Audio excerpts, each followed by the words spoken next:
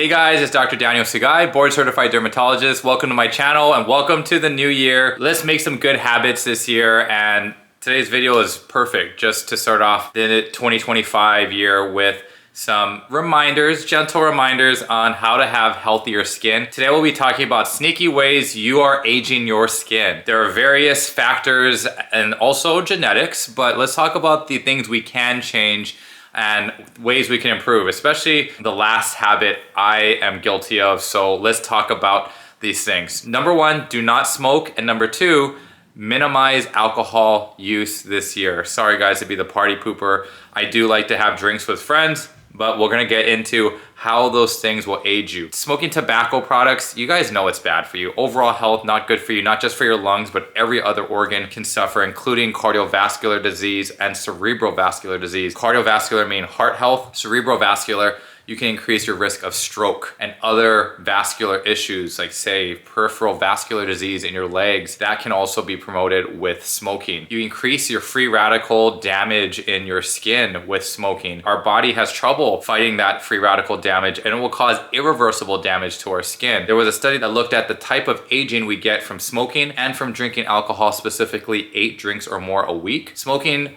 definitely is dependent on how many packs we're smoking per day and also how many years we're doing that. So we're looking at pack years. Definitely aging does accelerate with more pack years. It also shows that people who have smoked before and have quit tobacco use, they have more wrinkles in the face, specifically forehead, crow's feet, around the mouth, and also having under the eye or tear trough hollowness. In the study, they shown that people who quit still had more signs of accelerated aging. That shows that even if you quit years back, the damage has been done and it's not easy to reverse. So just don't smoke at all. So those are the things we see with smoking. And also after surgery, say after we take out a skin cancer, smokers do not heal well. They have more post-op complications, more wound dehiscence, and the scar just doesn't look right, okay? So there's a lot of free radical damage going on, and plus tobacco will make your enzymes in the skin chew up the collagen, the precious collagen we want to have in our dermis. You'll have collagenase enzymes activated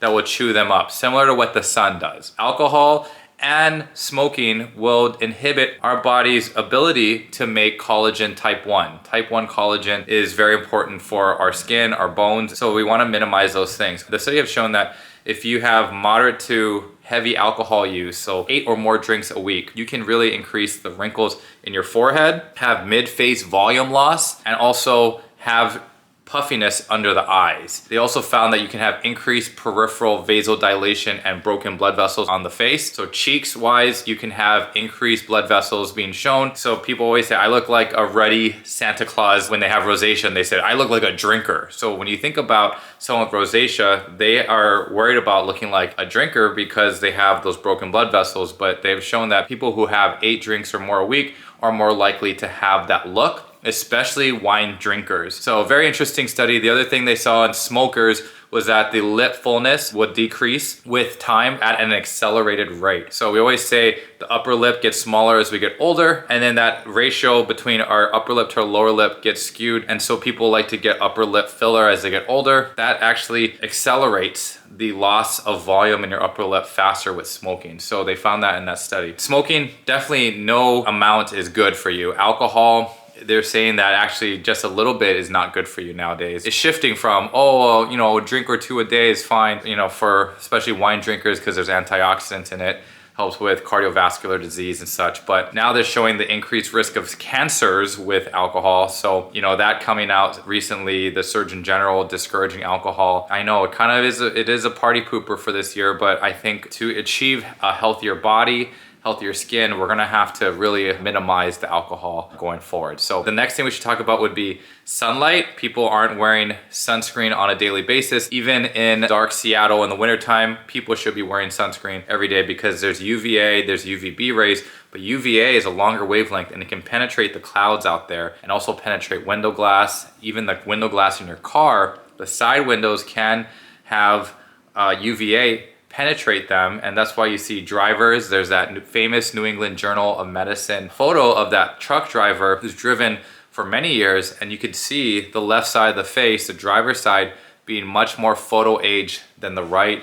More wrinkles, more sagging skin, more crepiness. That's what the sun does, similar to smoking. It will chew up your collagen. It will activate those metalloproteinases, collagenases, and take away the elastic fibers, the collagen, and then also cause discoloration of the skin. Reds, whites, browns can show up on the skin surface.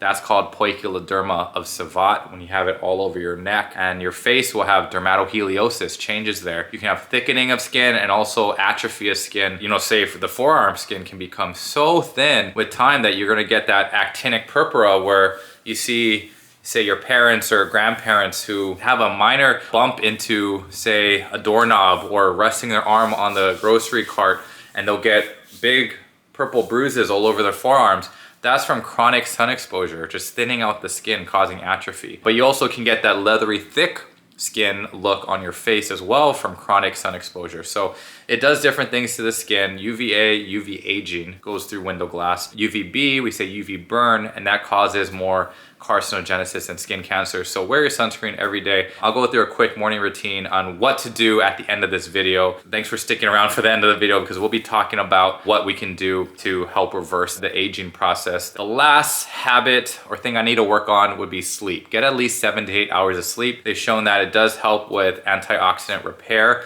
against free radical damage throughout the day. A lot of that happens at night, as well as collagen production. So prioritizing sleep is so important for cardiovascular health, cognitive health, increased cognition, preventing dementia from setting in down the road. Sleep is so important, right? So skin-wise, it does benefit from prioritizing sleep. So that's something I have to do. As well as watching the diet, you know, that's another thing. Sugars in our diet can cause more AGEs or advanced glycation end products that can happen and really cause aging in our skin. So, you know, minimizing the sugar, prioritizing sleep, wearing sunscreen every day. That's something I've been doing for a long time as a dermatologist, of course. You know, those are the things that I just wanted to throw out as we enter the new year. Let's talk about what we can do though to reverse some photo aging and just aging in general. So in the morning, cleanse your face with your favorite cleanser and then put on a vitamin C serum, say Vichy's new 16%. This is their new 16% ascorbic acid. I like that. This is like a 2-in-1. It has hyaluronic acid. Very hydrating because of that. And so instead of having a hyaluronic acid serum in addition to it, just use a nice vitamin C serum. Just take the plastic tip off and you have this applicator and you just gently squeeze it. Put like 5 drops on your hands, pat it into your skin.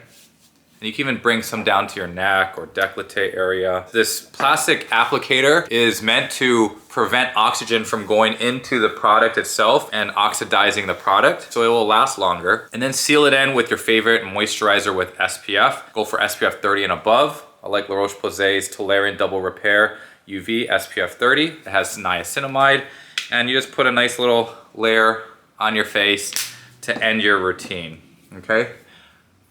Sunscreen every day to prevent UVA, UVB damage. We talked about the differences between the two. UVA also contributes to carcinogenesis as well. In the evening, wash your face again and then apply your favorite retinoid, whether it's a prescription retinoid like tretinoin or an over-the-counter retinol. Roche, great start. This is their fragrance-free version. Roche is the first retinol brand I ever tried and I've been using it for many years. Love their products. They have great results from their retinol. Retinol is a vitamin A derivative that will go into the cell, into the nucleus, and bind to receptors to increase collagen production, help with those fine lines and wrinkles, help reduce hyperpigmentation, keep your pores clean. So put on your retinoid to help reverse sun damage. So not only will sunscreen and vitamin C do that, reverse photo aging, but retinoids as well. Increases cell turnover and really will help reduce those dark spots that you'll get from the sun. And then follow up with a moisturizer. And if you're in your late 20s, 30s and up, go for a peptide containing moisturizer or Neutrogena Collagen Bank.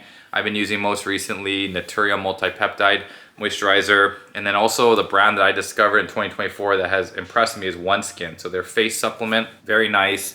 And it has their proprietary OS1 peptide. It has studies backing it that will help with your biological age and clear out senescent, non-regenerating cells. I've been impressed by this brand. Good sunscreens too. I've been really impressed by their sunscreens. They're zinc oxide based and they're very lightweight still. So that's what drew my attention to the brand first. I was like, oh, mineral based sunscreen that's lightweight and it has peptides. That's great. Okay, so that is your routine there. Always end with a moisturizer after your retinoid. And if you can stay consistent with this 4 to 6 months at least, then you're gonna start seeing improvement in your collagen from your retinoid. The peptide moisturizers, vitamin C serums, they say may even help influence collagen as well, not just dark spots. So there's multiple benefits from using all these together in your routine. If you're pregnant though, do not use a retinoid. You can use vitamin C serums and peptide moisturizers, but in terms of retinoids, you just can't. It's too much vitamin A. As a pill, say isotretinoin, that's too much vitamin A for a fetus. And so we say, topically wise, don't risk it. Don't apply a vitamin A cream onto your face while you're pregnant. Okay guys, hope this video is helpful. Please hit the like button. Please subscribe to the channel. Share with your friends who are into skincare. See you guys for the next video, and Happy New Year. Peace.